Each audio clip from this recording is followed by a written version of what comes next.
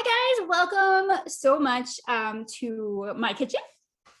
I apologize that I did not clean all of the dishes in the sink, but I am so glad you guys are here. So be sure to say hi in the chat. Tell me who you are, tell me where you're from, and I'd just love to get to know you. But I'm Janelle. If you don't know, my name is Janelle, and I run what is the Nelly Belly. That is a nickname that I was given by my 9 siblings. They're all younger than I am. And I just took that on as the name of my site.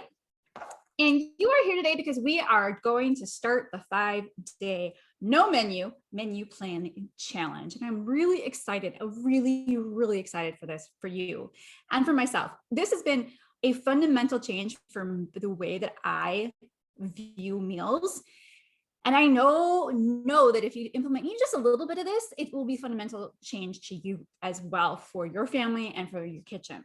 I want to go as quickly as I can without talking too fast. I talk very quickly. It is one of the problems of being the oldest of 10 is I have to talk as fast as I can to get my word in. But I want to go fairly quickly so you can just move on and get to the steps and get straight to doing the challenge, and you don't have to sit here and listen to me. But the very first thing I just wanted to say is that this challenge was meant to help it be less stressful in your evenings and in your day. And if at any point it is stressful, stop. Don't do it. Just stop. I do not want this to be stressful.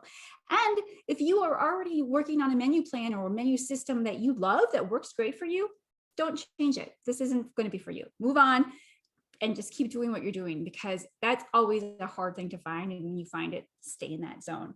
But this is meant to be customizable. It's budget friendly. It's for any person, any skill set, anything, frankly. And I'll show you why, because it's just so simple. It's ridiculous. But first, I'm going to share my screen here. If I can, once again, figure out the way to get around technology. All right, I did it, you guys. I did it. Woot, woot, woot, woot. I did, didn't I? There. All right, welcome to the free no day 5-day menu planning challenge. I am so excited to have you here. Before we start, if you can shut off your phone, no big deal. I'm always on my phone while I'm doing something else. And then download your workbook. You're going to have a workbook that looks something like this one. And I have the link for that in the Zoom chat comments. You're going to have it in your emails. It will have, if in the computer format, in the PDF format, when you open it on your computer, the links all link out. So for all of the supplies, you can follow the links out. You can follow the links to everything out. To write in, of course, you need to print it out. Okay, so first things first, I want you to get that download, that workbook, so you can follow along. And then this menu plan, it's not a menu plan. I don't want to call it that. It is literally a menu. So think of it in terms of a restaurant menu where you go to the restaurant and they give you a trifold or whatever it is of all of these different dishes that you get to choose from. That's literally what we are going to create, is our own family menu. And then we just pick out the items that we want to have on a daily basis, and we pop them into the days that work. That's all it is. It's very simple. It is not about recipes. In fact, we sometimes we confuse recipes and meals. They are not the same thing in any way, shape, or form. And so this is not about gathering recipes. It's not about lists. It's not about lots of planning. It's the opposite of planning. If you are planning a lot, you need to change up the way you're doing things. Okay. I don't want to get that far in advance. So quickly, you're going to have 5 steps, 5 days, however it is, do it in the pace that you feel most comfortable with. Today is technically day 1, and watching this video is your first step so that you can get an overview of what it is you're going to create. It's not hard at all. It does not take a lot of time. The most time you're going to spend in this entire thing is going to be with me right now, and then making some lists of meals that your family likes. But today, you're just going to get yourself organized. You're going to watch this video to get an idea of what you're looking for. You're going to get your supplies together. That list is in your workbook, and I'm going to show you what that might look like in just a little bit, so you know what you might want to think about. You do not need to get fancy supplies. You can use a list and a piece of paper. You can use Post-its. You can use stickers. You can anything you want to use, you can figure out a system. It does not have to be fancy. Sometimes people like it to be fun and pretty. I like that, but it does not have to be. So keep it what you will use, what your family will use, and what is budget friendly for you. You're going to make a top 40 list.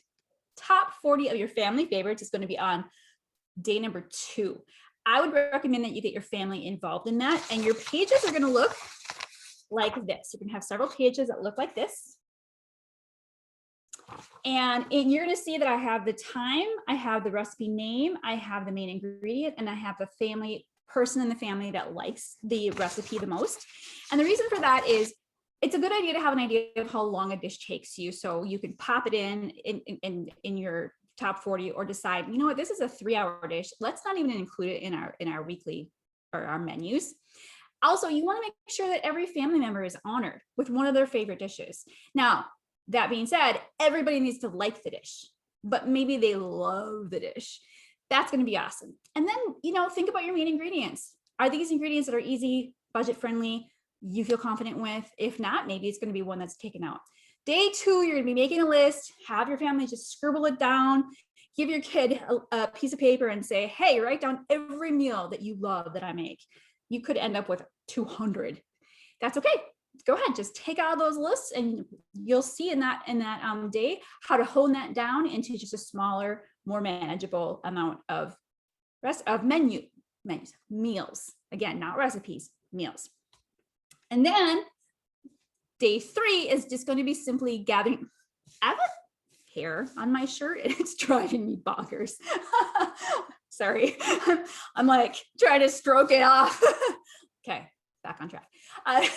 Day 3 is going to be gathering the recipes, if there are recipes that you will need. And you're going to put yourself into a binder that looks like mine. And you're just going to be printing off your recipes on simple paper. Nothing fancy here, just so you have them all in one place so that you can make notes on them for your family. This isn't just about you creating recipes that you can make. It's also about giving your family the skills, the tools, the information that they need to create recipes with you, for themselves, that they love. So we want to make sure that all the information that's necessary is in this binder. So you're going to print out those recipes, any recipes you need, any side dishes you need, and you don't have to do them all at one time. You can kind of print them as you go if you like. It doesn't matter how you want to do it. If you're one of those people that wants it all done at once, go for it. Then you're going to day 4, you're going to personalize and adapt those recipes. I'm going to show you what that looks like in just a second, but you're going to take the time and energy to put some notes on those. Again, you could do only a few at the beginning and do them as you go forward in the future. And then the very last thing, which is the most fun, is that you're going to put it together into whatever format you have decided you want it to be. And I'm going to show you some of the formatting right now, if I can. All right, so this is actually my forever menu. I call it a forever menu. It lives on my refrigerator, and I use what are these magnetic labels. I'll show these right over here. I use, and I got 50 of them for, I think it was like $15 from Amazon. I have a link for that. And I just wrote down all of the meals on each label, put them all in the fridge, and then that top part on the freezer is where I just move the next week's recipes up and keep all the other ones on the bottom. And that's all that is. Very, very, very simple. So this is how I actually do it.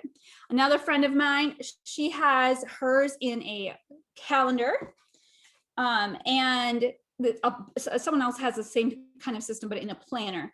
And she just has these little Post-its, and I actually got this to show you because I wanted to show you what it looked like, and writes down all of the recipes and puts them on the days. The key here is that she can then take the days, the meals off of the day when she's used them and just move them to the next month, and doesn't have to keep writing that down. She can just move them. I'm going to actually show you. All right, so what that looks like, I actually made one. I bought the same materials and made one. So it looks like this. This is this month's. And so this was full. And all that happened is when they were used and when we made the recipes for the meals, they got moved on to the next month. You can see that. And I like to have, you know, like crock pot things on Sundays and grilling on Saturdays. That's just my personal preference. Then the key here is that you need to have a place to store any of the recipes that aren't being used. And this one is on the back of the calendar, so that you can just, you don't have to write them down all the time. Those Post-its look like these little guys. And so we just keep some of these on hand, extra ones, because I mean, those sometimes are going to lose their adhesive. They're going to need to be replaced, or you're going to want to swap some out, or whatever. You'll see. Okay, so that's a couple different ideas of how you're going to set this up. And again, the shopping list is in there.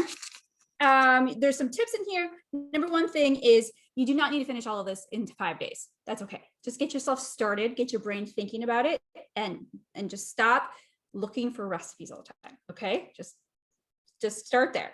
Say no to creativity. This is we're going to talk about this in Q&A. I can almost guarantee someone's going to ask me a question about this. You want to keep it as simple and basic as possible in your recipe format. If your kids love chicken nuggets, you write down chicken nuggets. That's okay. Super, super simple, most basic format. And then you want to keep it simple. You're going to see in each day, you'll have step by step on how to do this. So just hold tight. All right. Now, what I wanted to do here real quick is to show you what it looks like. Okay, so this is an old set of my family's top 40 meals. I have since simplified this even further. So like number 4 says chicken and broccoli Alfredo. I've actually simplified that to just say Alfredo, and it gives me the freedom to kind of, you know, make whatever kind of Alfredo I want. But this is kind of what ours looks like. These are some of my family's favorite dishes, and we made a list of all of our favorites and put them all in one. I made sure to pay attention to the budget that I want to spend on each meal. The dietary needs. So a lot of these recipes are able to be gluten-free or dairy-free for me. My skills, so I can't make some things. Believe it or not, I'm a food blogger, but there are some dishes I do not like to make. You won't find those on my list. And my schedule. I make sure that there are recipes on here like hot dogs that I can crank out in all of 10 minutes. Other recipes might take a little bit longer and are perfect for Sundays when I'm bopping around the house.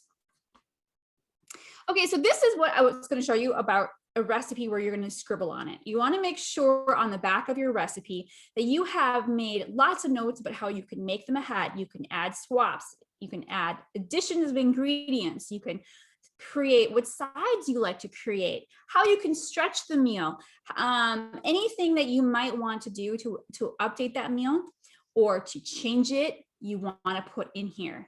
You are also going to make sure that any recipe, for instance, this is my Hawaiian chicken. We always make it with Instant Pot rice. So I have the recipe for Instant Pot rice in here as well. And I just have the page number at the bottom of the Instant Pot rice. And I put the number of the page number next to the rice so that my family can find it easily, I can find it easily, and everyone knows where that recipe is. So everything is just easily found. Again, I want to make this easy for my husband. This is actually from last night. My husband just made this last night. I want to make it really easy for my husband to step in and help me cook if I'm busy. All righty. So that is pretty much, I want to ask some questions. I'm going to launch this poll. Amy, hi. And I would love to see what you guys are doing currently. Do you follow a menu plan regularly? And how long does it take you to menu plan? I was asking this question to people, and I was shocked that most people take a good 45 minutes a week to menu plan. And I think some people use have grocery shopping as part of that time, which I want to talk about grocery shopping in a second here. But that was that was just shocking to me, that 45 minutes, because they're researching recipes, they're looking up recipes. And if we stopped looking up recipes and we made what we knew our family liked, that'd be awesome, wouldn't it? All right. Do you follow a plan? So we've got half and half most of the time, and I try once in a while. So nobody said absolutely. And then how long does it take you to menu plan? About 30 minutes or at least an hour or more. So what I'm going to tell you guys is that this system gives you back those hours. I tell you don't have to worry about it. And the best part is your family is happy.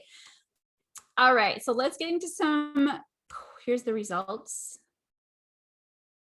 I don't know if I can, technology. All right, so I'm gonna get into some questions here real quick. First of all, if you have any questions, make sure to pop them in so I know what they are. I got some questions in advance that I want to make sure to speak to. One of those is how you deal with grocery shopping for this, because obviously it's still a meal. You're still creating meals. You still have to grocery shop, and there's a few ways that you can do this. One of the ways that I do sometimes, I do it different every time. I'm gonna be completely honest. One of the ways is I'll take my weekly shopping ad, usually on my phone. Most of my groceries I buy online, and I look at what's on sale, and then I go to my meal plan or my meal my menu, and I choose meals based on what is currently on sale. The other thing I do, and often I do them in conjunction with each other, is I piggyback ingredients. So I will buy chicken, usually if it's on sale, and I'll buy multiple packages of chicken, and I'll make one chicken recipe on Monday and another chicken recipe on Wednesday, cook all the chicken on Monday, and then have it hold over until, usually in the freezer, until Wednesday. Usually it's like chicken tacos on Wednesday, so that I can cook chicken breasts on Monday, shred it, put it in the freezer, and it's fine on Wednesday. So that's another suggestion. The other thing I would really recommend is when you're creating your recipe, keep creating your meals and picking your meals. Keep those ingredient amounts small. Pick the meals that are easy, don't have a ton of ingredients, and you know that you can pick up all the stuff fairly easily. It'll just save you a lot of trouble. All right, so that's one of the questions that we had early on. And then another question was, but I like to try new recipes. How do I get to do that? And you're not stuck here. This is a helpful tool. It isn't something that you have to stay married to. You can absolutely 100% decide to do something else. The beautiful part about it is that you can do it when you feel like it, or you can take the recipe or the meal that you're currently making, like spaghetti. You can decide to make it from a jar and make it with boxed pasta, or you can decide to make your own sauce and your own pasta based on how you feel. It doesn't matter. They're both pasta, they're both spaghetti, but you certainly can. Also, I have one of the cards, these little guys, that literally says new recipe on it. And when I have a day off, or I know I'm going to have time, I will take that and I'll put it up in on my spot, and I know that I've given myself time and permission to go ahead and try a new recipe.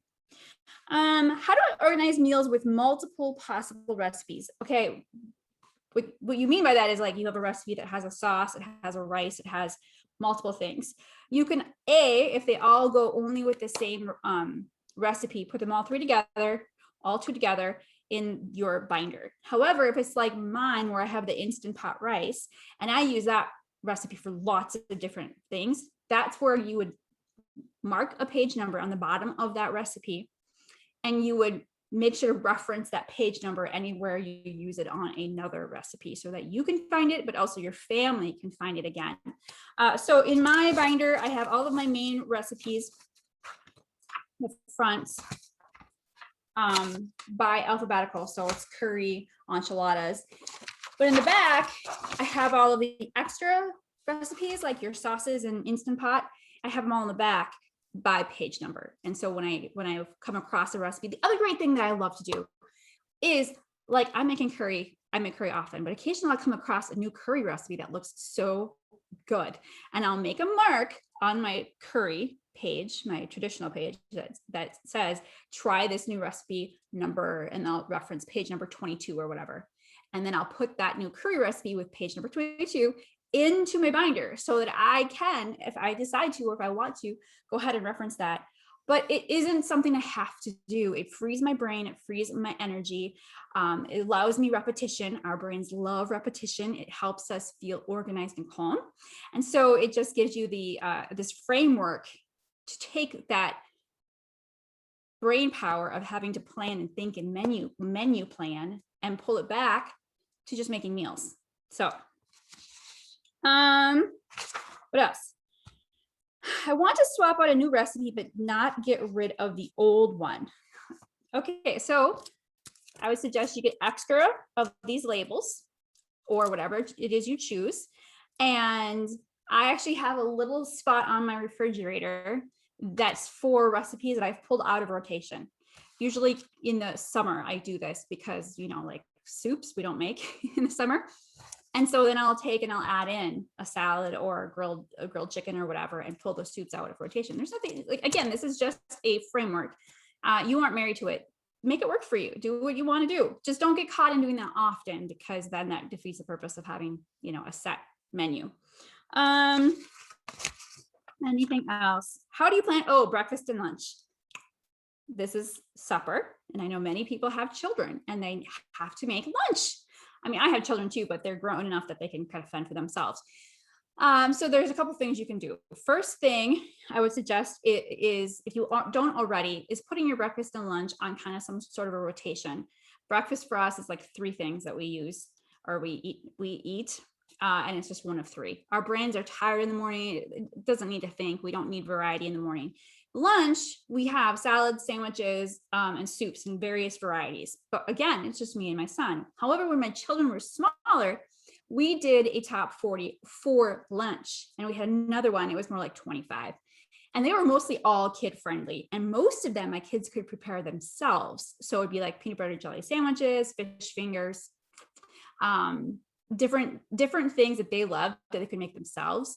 And we would have a separate menu, and they got excited about that because if it was one that they could make, they were responsible for it. So that's another way you could do that. The other thing, of course, is to plan on leftovers.